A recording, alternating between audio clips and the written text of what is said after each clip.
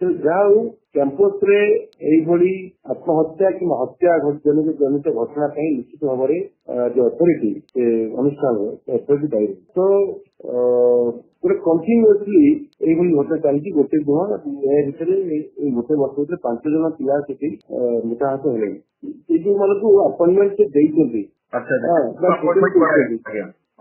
ତାଙ୍କୁ ମୋଟା ଅଙ୍କରେ ଟଙ୍କା ଦିଆଯାଉଛି। ମୁଁ ଖବର ନେଲି ମୋଟା ଅଙ୍କରେ ତାଙ୍କୁ ଟଙ୍କା ଦିଆଯାଉଛି। ତୁମେ ଯିଏ ଆମ ବିରୁଦ୍ଧରେ କୁହ ତାକୁ ଏଇଭଳି ବ୍ୟବହାର କର।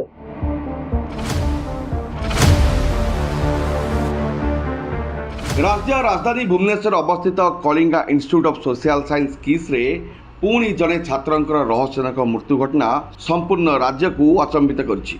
युक्त 2 आर्ट्सर एही छात्रंक घर नुआपड़ा जिले में होइतिया बेले गतकाली छात्रावास भितरु तांकर मृतदेह उद्धार कराइतिला। सूचना पाई भुवनेश्वर इन्फोसिटी थाना पुलिस घटनास्थल पहुंची मृतदेह को जबत करी तदंत आरंभ करिछि।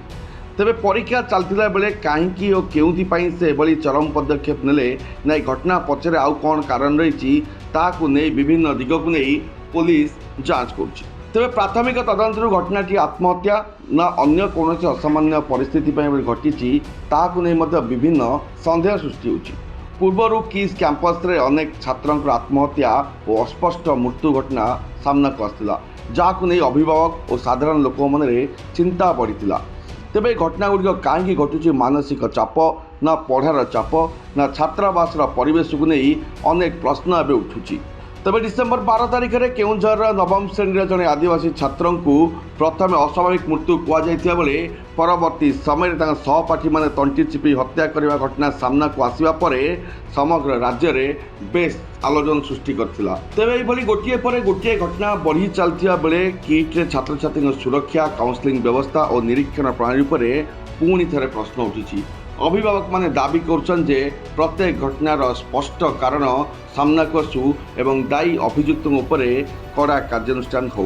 तेबे अच्युत सामंत द्वारा प्रतिष्ठित किस शिक्षानुष्ठान रे छात्र मृत्यु एवं किसी नुआ नुहे। विगत घटना गुड़िक देखिले यहाकु नहीं अनेक वर्तमान प्रश्न उठुची। तेबे ए नहीं मानव अधिकार कर्मी प्रदीप्त कुमार नायक कौन कहते आसंत नजर पकाया।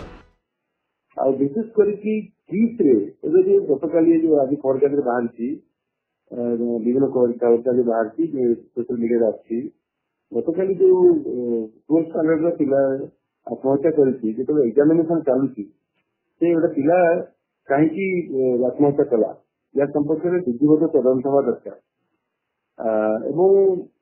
आम जदि गोटे टार्गेट रखा टार्गेट लगी जाए पिला तो पिलांकर निश्चित मानसिक चाप बढ़। तेणु मुझे भावी मानसिक चाप बुद्धि जे तुमको एमती करा पड़ो परीक्षा भल करा पड़ो तुमको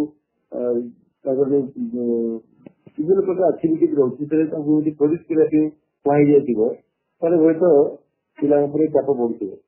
तो जहाँ कैंपस रे एभली आत्महत्या कि हत्या जनित घटना निश्चित भाव में जो अथॉरिटी अनुष्ठान अथॉरिटी दायी। तो गोटे कंटिन्यूअसली एभली घटना चलती। गोटे दिन या भितर गोटे वर्ष भर 5 जन पिला सेठी मृताहत हेले मान क्रिकेट खेल मारी दि जाए। तो ये सरकार कौन से ना सरकार टिकट तो मुद्रा सरकार क्यों खाली बस पड़ते खाली तो ये आम किट अथॉरिटी को दायी कर नुहे सरकार इक्वाली रेस्पॉन्सिबल।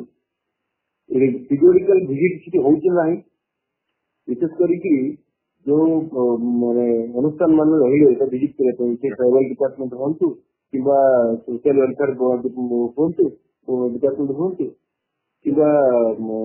होम डिपार्टमेंट दायित्व रही पुलिस आप कहते किट्र पालित गुंडा मैंने आपको धमक दौरान आप चूड़ा मुठे गुड़ मुठे देखते नहीं बाबा कर गाड़ी किसी जगह होता सर कह गत थरक मोर जो भिड देती आज्ञा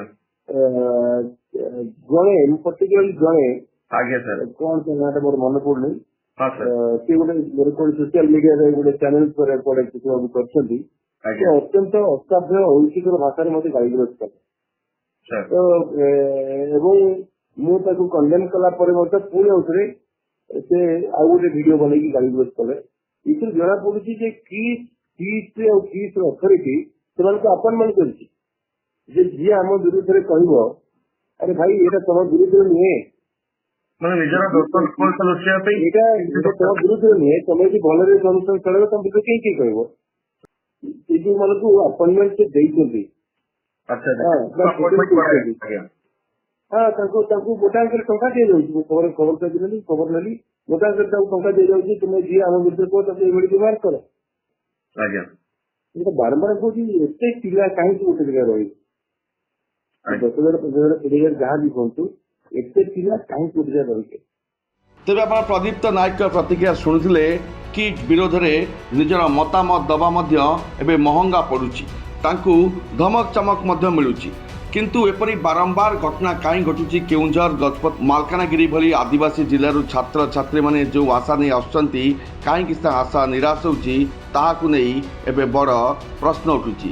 ଆତ୍ମହତ୍ୟା ପରି ଚରମ ପଦକ୍ଷେପ ସେମାନେ କାହିଁ ଭାବୁଛନ୍ତି ଏବଂ କେଉଁ ଚାପରେ ସେଭଳି ନିଷ୍ପତ୍ତି ନେଉଛନ୍ତି, ତାହା ଏବେ ସବୁଠାରୁ ବଡ଼ ପ୍ରଶ୍ନ ହୋଇଛି। ତେବେ ମୃତଦେହ ବ୍ୟବଚ୍ଛେଦ ପରେ +2 ଦ୍ୱିତୀୟ ବର୍ଷ ଛାତ୍ର କାହିଁକି ଆତ୍ମହତ୍ୟା କଲେ ତାର କାରଣ ସ୍ପଷ୍ଟ ହେବ ବୋଲି ପୋଲିସ ସୂଚନା ଦେଇଛି। Bureau report, UBC news.